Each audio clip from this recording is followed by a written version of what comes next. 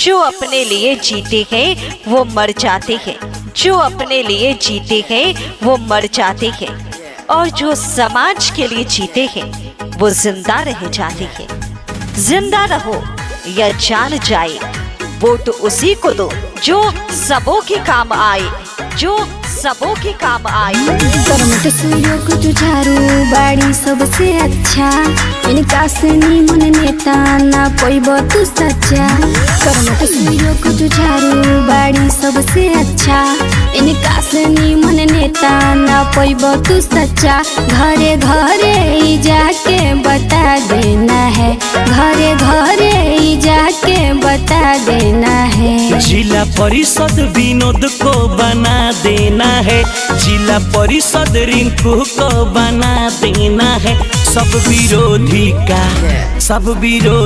का छक्का छोड़ा देना है, सब विरोधी का छक्का छोड़ा देना है। 30 केसरिया जिला परिषद क्षेत्र के जनता जिंदाबाद जिंदाबाद जिंदाबाद, विनोद बेदर्दी जिंदाबाद जिंदाबाद जिंदाबाद, रिंकू कुमारी जिंदाबाद जिंदाबाद जिंदाबाद।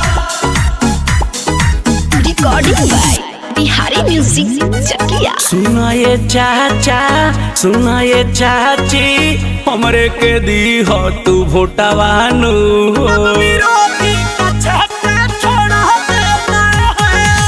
ए चाची सुना, भाभी हो सुना, धद तू सर पर आचारवानू हो।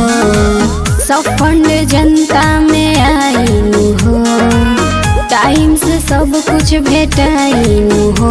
इनके जीते का मोर चढ़ा देना है, इनके जीते का मोर चढ़ा देना है। जिला परिषद विनोद को बना देना है, जिला परिषद रिंकू को बना देना है।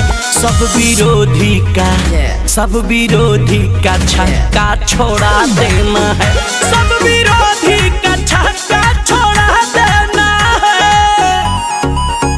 30 केसरिया जिला परिषद क्षेत्र के जनता जिंदाबाद जिंदाबाद जिंदाबाद, विनोद बेदर्दी जिंदाबाद जिंदाबाद जिंदाबाद, रिंकू कुमारी जिंदाबाद जिंदाबाद जिंदाबाद। रख विश्वास हो तोड़ब नायास हो, कर तू हमारो सपोर्टवानू हो। विरोधी का छक्का छोड़ा देना है। ए चाचा सुना, भैया हो सुना, दिह तो नहीं के भोटवानू हो।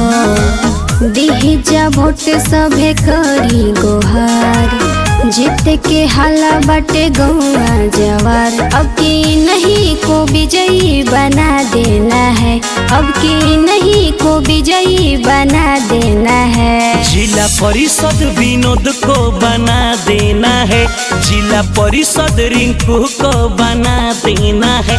सब विरोधी का छक्का छोड़ा देना है, सब विरोधी